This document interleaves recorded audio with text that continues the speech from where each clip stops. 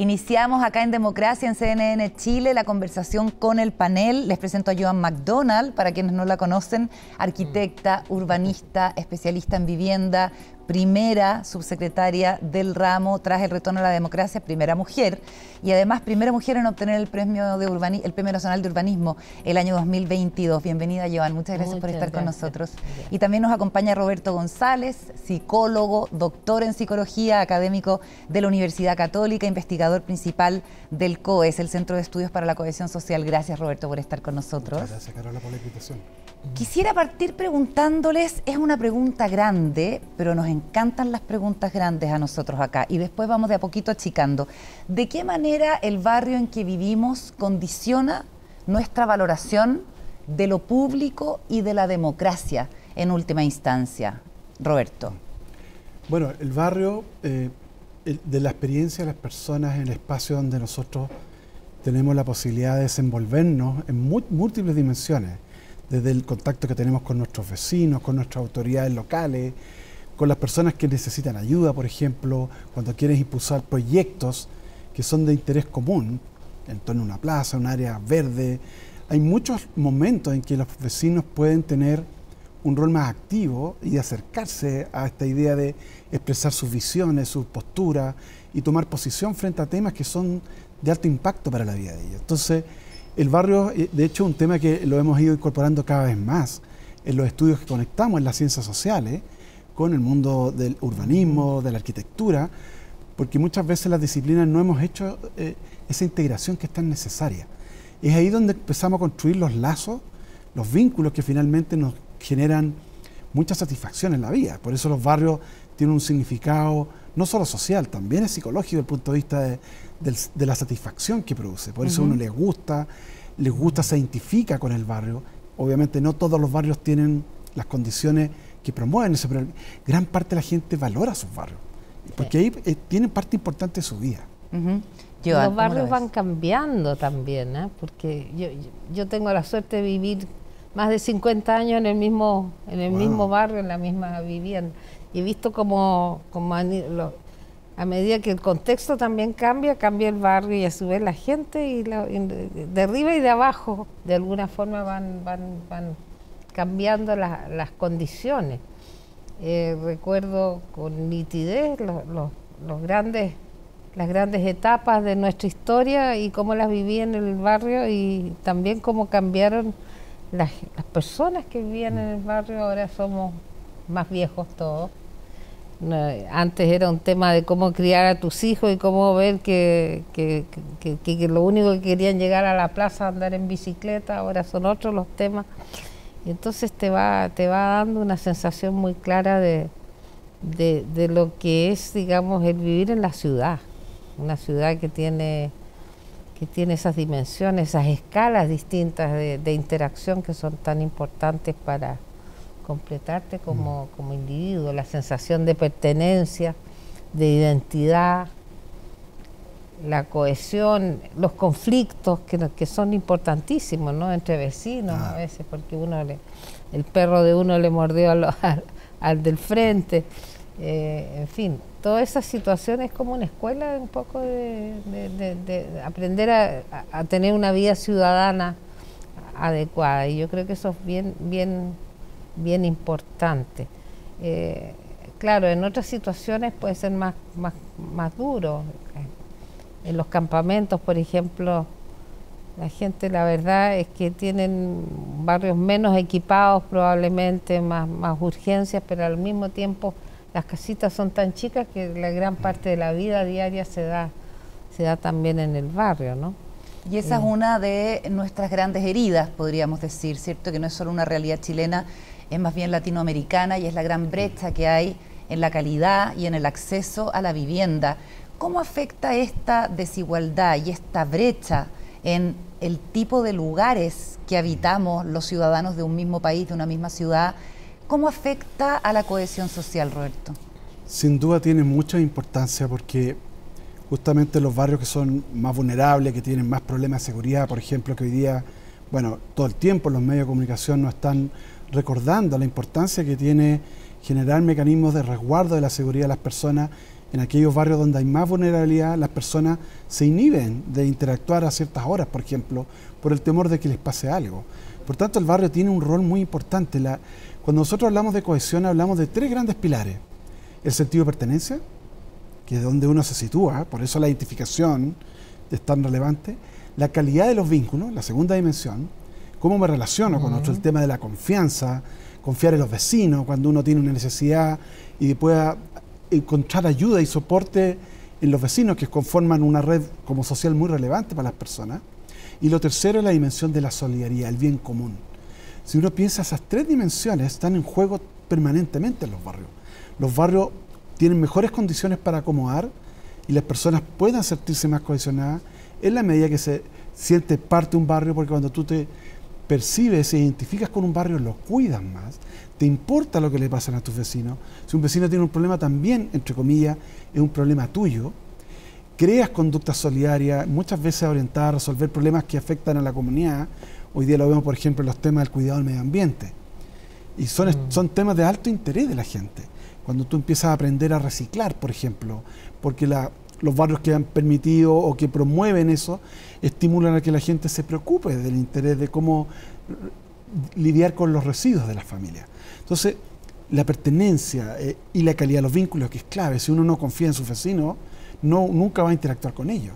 Entonces, el ejercicio de encontrarse, por eso las áreas verdes, esto lo he aprendido mucho de los arquitectos y los urbanistas, son espacios que convocan a la comunidad y ahí se encuentran, pues ahí lo pasan bien. Por eso es común ahí ver que la familia, los niños sobre todo, por eso se preocupan tanto de tener lugares donde el encuentro crea los vínculos, y los vínculos se construyen sobre la base de la interacción. Pero ¿qué pasa cuando mi preocupación principal empieza a ser, tengo que protegerme de que me llegue una bala loca, tengo que tener cuidado porque mi hijo puede ser reclutado por mi vecino de 4 casas más allá, que es un microtraficante o derechamente tiene vínculos con el narco? Son situaciones que más bien a la gente la llevan a ponerse en un modo de sobrevivencia, más que de resguardo y de protección. Y de resguardo y de protección. Hay mucha amenaza. Y es un círculo vicioso, porque en realidad, claro, la gente tiene miedo, no sale, entonces cada vez se va replegando más y más sensación de temor tiene y no maneja bien los códigos de su barrio, que es bien importante que uno no lo suelte, digamos. Ayer salió una entrevista a la alcaldesa La Pintana que mostraba, y ella relevaba esta idea, cómo el Estado contribuye a restaurar la seguridad y con eso promueve. Habían hecho un operativo muy grande para identificar bandas de narcos y otros grupos que obviamente generan estos temores en los barrios. Bueno, ella decía, esta es la presencia del Estado que se preocupa para la convivencia en los barrios que están en condiciones de alta amenaza. Y todos los seres humanos, cuando estamos en condiciones de amenaza, la evitamos, por si es lógico. Entonces, ahí donde el interés de cuidar o resguardar con mecanismos de buena iluminación, por ejemplo, eso contribuye a que también las personas se sientan más seguras y que quieren dar este paso. Claro. Ahora, el Estado tiene muchas formas de expresarse en los barrios. Claro que tampoco demasiado Estado. A ver, Joan, en tu experiencia, ¿cómo lo ves? Porque, mira, yo trabajé bastante tiempo en Asia y en África y me llamó la atención que la mayor, digamos, la mayor prestancia que tienen las comunidades cuando uno confía en ellas. Y realmente ellas creen que manejan y de hecho lo hacen, maneja su ámbito y su barrio en una forma importante. Nosotros tenemos la mala costumbre de castigar un poco la imagen, como que fueran muy débiles las comunidades en el manejo de su barrio. Cuando uno les presta respaldo, cuando realmente confía en ellos y les da espacio, es impresionante cómo se hacen cargo de su medio ambiente y manejan bien sus situaciones. No, yo coincido en eso. Mi punto era cuando uno ve situaciones como de vulnerabilidad derivada, por ejemplo, del narcotráfico, situaciones que son donde la gente no se va a exponer probablemente a ello, a tomar el control de eso, porque quedan expuestos. Concuerdo plenamente que si un buen alcalde, por ejemplo, promueve la participación e involucra a la comunidad en desarrollar sus propios proyectos, eso va a empoderar mucho y en eso tiene mucho impacto positivo a la gente. Joan, Explícanos qué es el urbanismo popular participativo, que es algo a lo que tú le has dedicado tu vida, y cómo se organiza, porque estamos hablando de, en su mayoría, asentamientos informales, entiendo, no necesariamente, pero No, esa no es una es eso. problemática muy actual, donde, volviendo a la idea que tú decías anteriormente, también hay que confiar en el poder que tienen esas comunidades, Sí. por muchos rezagos que tengan, económicos principalmente, para conducir sus destinos. Claro, la idea es que las ciudades se tejen desde abajo en gran parte, digamos, ¿no? Y cuando uno habla de tejido urbano es porque realmente es un tejido, son hilos que se van entrelazando, son motivaciones, aspiraciones, prioridades, que no necesariamente son todas iguales, pero que de alguna forma al juntarse van constituyendo el tejido de ciudadanía necesario para que crezcan las ciudades. Cada vez más estamos mirando las ciudades de esa forma, más que desde arriba, ¿no? Como una planificación casi autocrática o tecnocrática que decide cómo deben ser las cosas y cómo debe vivir la gente. Hay que confiar más en las personas, hay que confiar en las comunidades.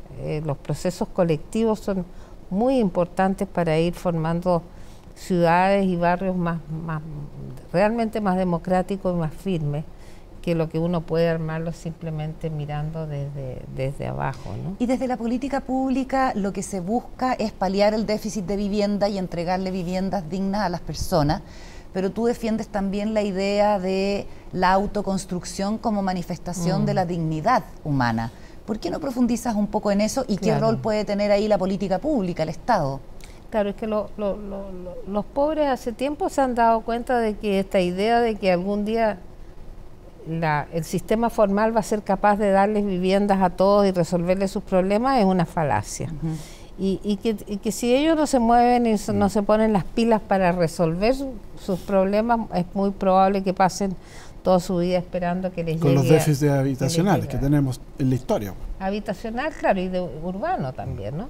Entonces, bueno, en lugar de sentarse a esperar de que les llegue la casa o se las dé alguien, se ponen a trabajar, porque realmente la necesidad habitacional es una necesidad de todos los días. Tú no puedes decir yo en 6 meses más voy a empezar a habitar, porque esta noche tienes que tener dónde alojar. Entonces esa inmediatez, esa urgencia, obliga muchas veces a tomar caminos que no son los que la sociedad podría decir que son legales. Pero yo estimo que si hay una urgencia detrás podríamos considerarle o darles un crédito un poco como de legítimas por lo menos, ¿no? Porque tienen que resolver sus problemas.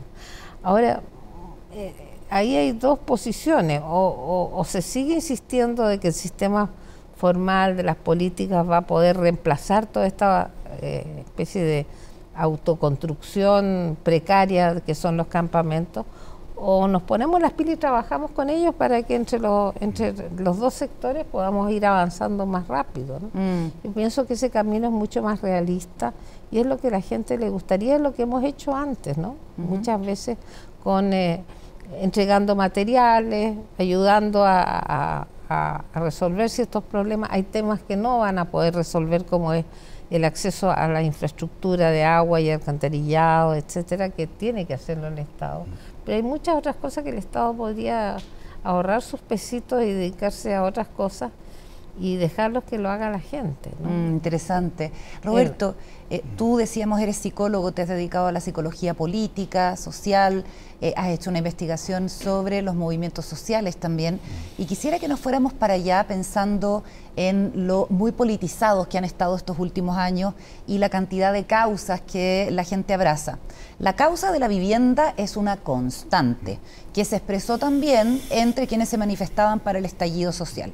Eso por una parte lo podríamos conversar, pero llama la atención cómo en Chile, a partir de octubre del 2019, hubo tanta destrucción del espacio común, que supuestamente dábamos por hecho que todos queríamos cuidar, ¿cierto? Porque el espacio común cuidado es algo que nos pertenece a todos y que nos unifica, el metro, por ejemplo.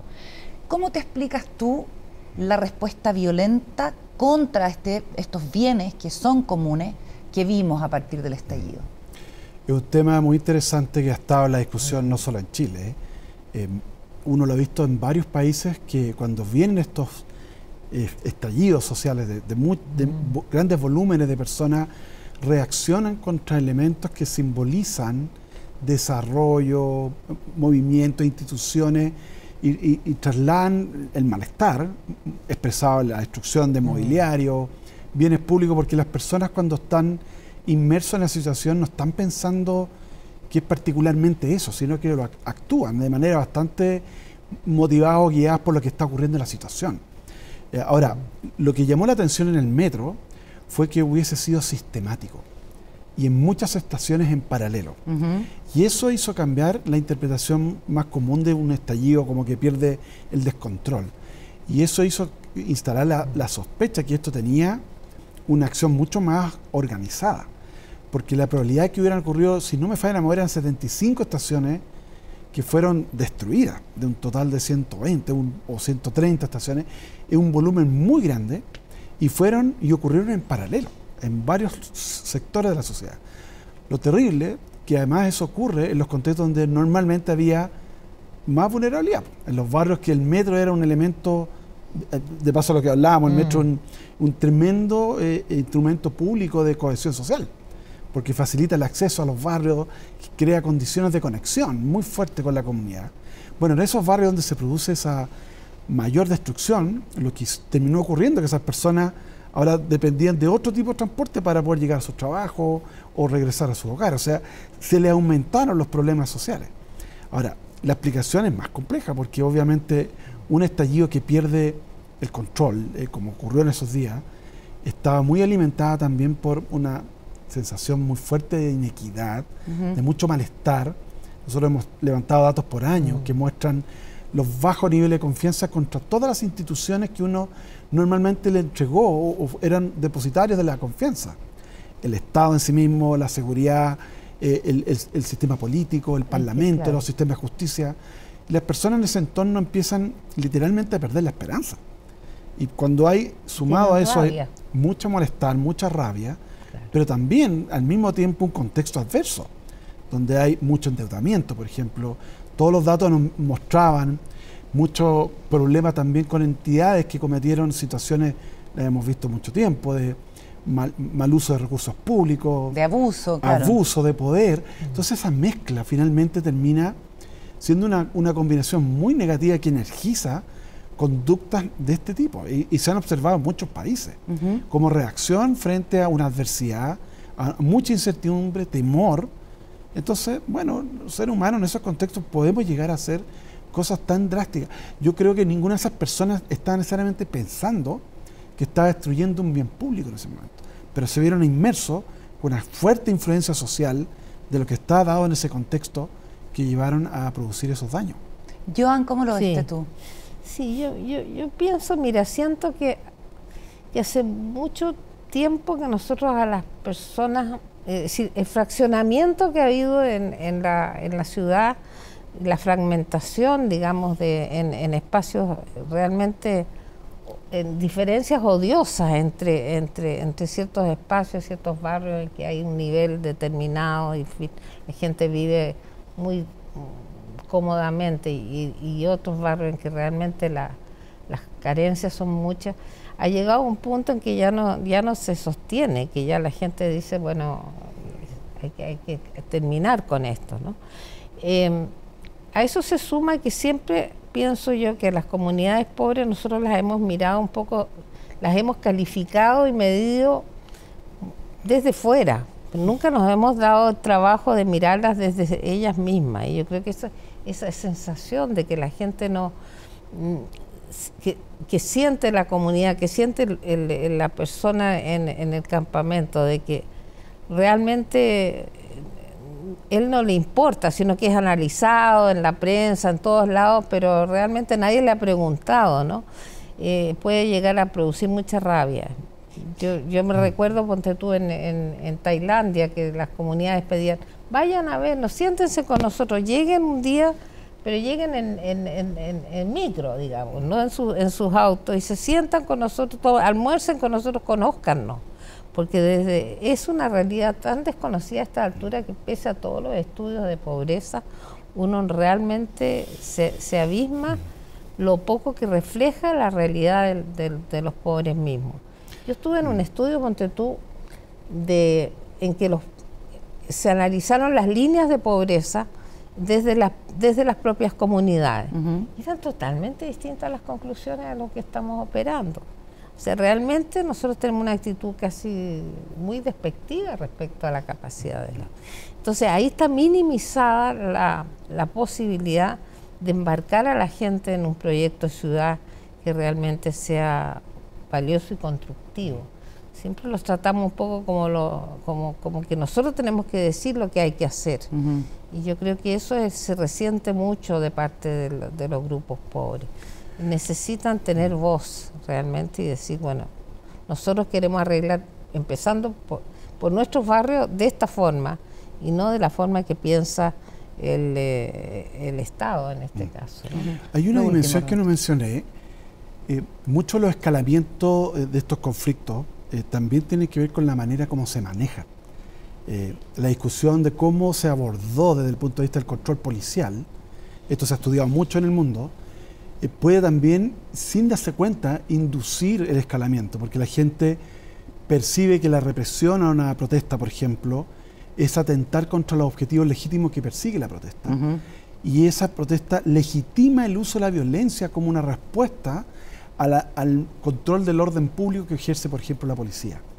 El manejo que se haga una protesta, por tanto, también es muy crítico para ver cómo también ese mundo tan intenso que se produce pueda reaccionar de una manera determinada o no.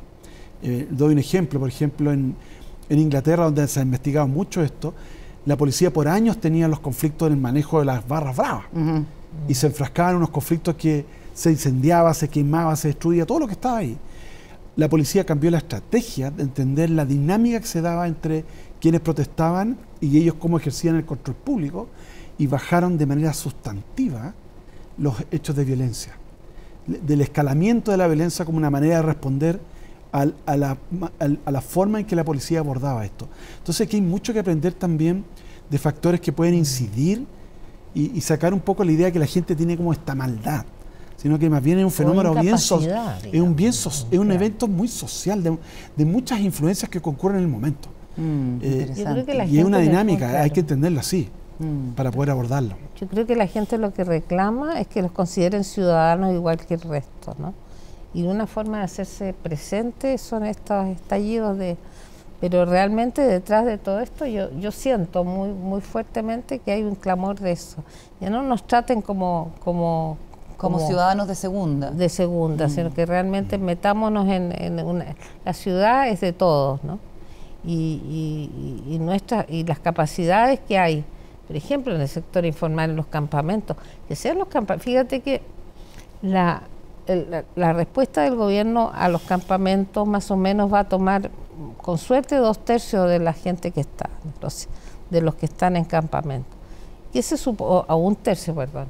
¿Qué se supone que va a ser los otros 2/3, ¿no es cierto? Es decir, como que no importaran. Bueno, eso se van a hacer las casas para este tercio. Y nadie dice, en un plan de emergencia se supone que es el 100% el que está complicado. Entonces hay que tener alguna posición. No digo que si no hay plata para hacer la casa a todos, está bien. Pero hay que tener una posición respecto al 100% de los ciudadanos de Santiago. Claro, no una solución parcial, porque eso va profundizando el descontento y la rabia. Va complicando más las cosas, ¿no? Se nos acabó el tiempo, ha sido muy interesante la conversación con los dos. Gracias, Roberto, gracias, Joan, por estar acá conmigo en Democracia. Muchas gracias por la invitación. Muy lindo.